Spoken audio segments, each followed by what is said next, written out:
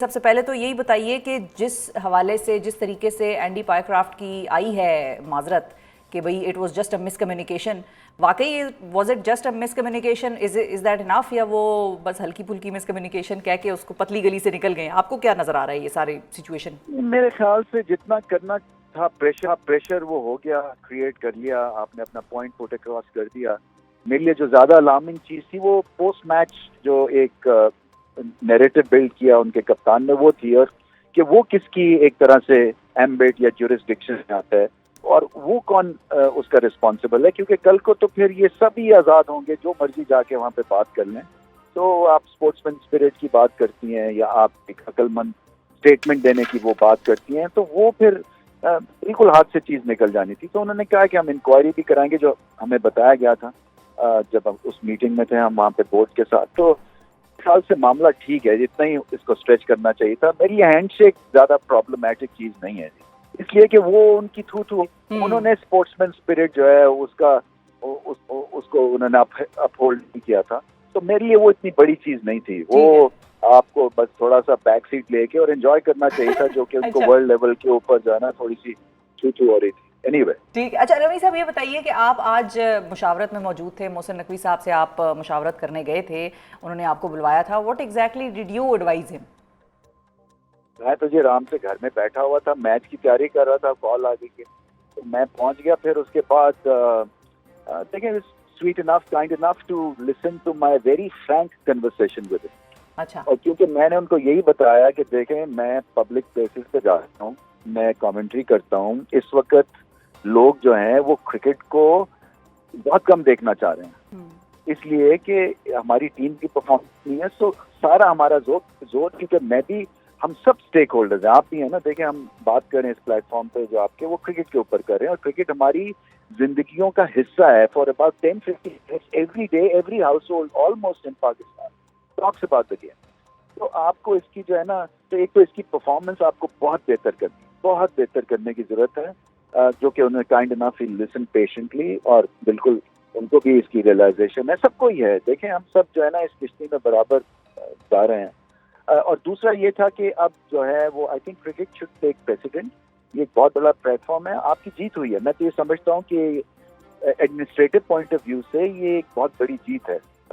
ठीक है, उन्होंने इसको हटाया नहीं है, बट ये भी तो पता चल गया है कि 90 मैचेस ये इंडिया के गवर्न करते हैं एज मैच रेफरी। तो क्यों करते हैं इतने क्या इतनी खास बात है कि एवरी टाइम ये जब भी इंडिया का मैच होता है तो ये वहां पे होते हैं? तो मेरी ये समझ से बाहर है ये चीज। ठीक है। अच्छा रमी साहब, ये बताइए कि जो मतलब मैच की परफॉर्मेंस की बात मैं आपसे करूंगी यकीनी तौर पर, लेकिन इंडिया की चूंकि बात हो रही है, क्या हमें पीसीबी को कोई प्रायर अश्योरेंस चाहिए before we play against India on Sunday? अगर हम ये मैच आज जीत जाते हैं यूएई के खिलाफ, तो क्या हमें किसी तौर पर कोई प्रॉपर कॉन्डक्ट की, स्पोर्ट्समैन स्पिरिट की किसी तौर पर कोई एश्योरेंस चाहिए कि भारत जो है वो पाकिस्तान से उस दिन मुसाफा करेगा या नहीं करेगा, या क्या सिचुएशन होगी तब? देखें जी, आपकी बात है, इस हमारी कंसंट्रेशन होनी चाहिए भारत को हराने की। मुझे बाकी चीजों से कोई गरज नहीं है। वो हाथ मिलाते नहीं मिलाते हैं, मेरे लिए मामूली चीज थी। फ्रैंकली मैं आपसे बता रहा हूँ, वो तो एक, जब मुझे तो ज्यादा, जैसे मैंने कहा ना, वो पोस्ट मैच में मुझे ज्यादा तकलीफ हुई। तो आप मैच खेलें, मैच जीते, खत्म हो गई कहानी। Bat ball, let the bat and ball do the talking, खत्म। ठीक है। अब प्रॉब्लम ये है कि हमारा बैट भी is not doing the talking. वो 147 का हदफ दिया है यूएई को, India is the next one. अगर हम आज जीत जाते हैं, ये परफॉर्मेंस कहाँ जा रही है रमी साहब आपके मुताबिक? ये बहुत खराब परफॉर्मेंस है जी, मैं आपको फ्रैंकली बताऊं। और अगर आप मुझसे भी पूछे ना कि इस वक्त क्या होना चाहिए, मुझे कुछ आइडिया नहीं है। सीरियसली मुझे इतनी ज्यादा ये एक तरह से खिचड़ी पक चुकी हुई है, क्योंकि आप देखें ना, आपने वो एक स्ट्राइक रेट के चक्कर में वो वर्क इन प्रोग्रेस जो है जी, कि हम अब जो है ये ट्राई कर रहे हैं और अब ये ट्राई कर रहे हैं, और स्ट्रैटेजी भी ऑलराउंडर्स बेस्ड है, तो फिर आप मैच भी नहीं जीतते हैं, और फिर वर्ल्ड लेवल के टूर्नामेंट के ऊपर या एशियन लेवल के ऊपर आप एक्सपोज भी हो रहे हैं। ये क्रिकेट के लिए चीज ठीक नहीं है। सो इसमें जो मुझे ऐसा लगता है कि आपको दोबारा से सोचना पड़ेगा कि आपको करना क्या है, आपको आगे कैसे बढ़ना है। और अगर आपने इसी तरह से चलना है तो फिर आप अनाउंस कर दें कि हम अभी वर्क इन प्रोग्रेस है, please bear this with us, हमें थोड़ी सी आप मोहलत दें and we will produce a fantastic team for you. तो मैं I can understand that, I can take that also as a fan. But अगर आप ये उनको कॉन्फिडेंस में नहीं लेंगे और इसी तरह से हमें मार पड़ती रहेगी तो फिर प्रॉब्लम है। तो रमीज साहब, हाउ लॉन्ग, मतलब हम कब तक ये कहेंगे कि भाई हम इसको फिक्स करने की कोशिश करते हैं? और मुझे फ्रैंकली ये भी समझ नहीं आ रहा कि मैं आपसे कौन से प्लेयर का प्रायोरिटी के ऊपर सवाल करूं। ज़ाहिर है आपका टाइम भी लिमिटेड है और यहाँ पर प्रोग्राम का टाइम भी लिमिटेड होता है। मिसाल के तौर पे साइम अयूब आज दूसरी दफ़ा मुसलसल पहले ओवर में 0 पे आउट हो गए। वो अलग बात है कि उन्होंने 3 विकेटें ज़रूर ली, लेकिन क्या वो बैट्समैन से बॉलर बन गए? हमने उनको बॉलर बना दिया है, तो उस तरफ उनकी एक्सपेक्टेशन हम रखें और यहाँ पर उनको 0 पे आउट होना मतलब क्या बर्दाश्त करें? हौसला रखें बस इसके हवाले से।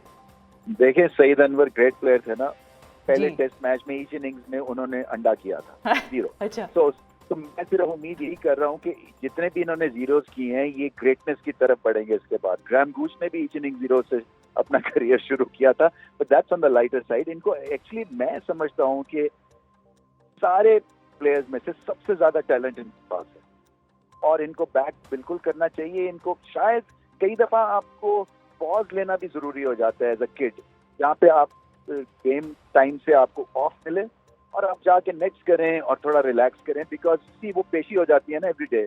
और जब आपकी फॉर्म नहीं और T20 में तो आप पे ज्यादा प्रेशर होता है to get cracking straight away, तो उसमें फिर आप जब स्कोर नहीं करते हैं तो और प्रेशर हो जाता है। तो ये बुरी बात नहीं होगी साइम के लिए कि थोड़ा सा इनको टाइम ऑफ दे दिया जाए। अच्छा ठीक है, टाइम ऑफ दे दिया जाए। अच्छा रमीज साहब, ये भी बताइए कि हमने भारत के खिलाफ 63 डॉट बॉल्स खेली और T20 में तो ये कहा जाता है कि dot balls is a crime, playing dot balls is a crime.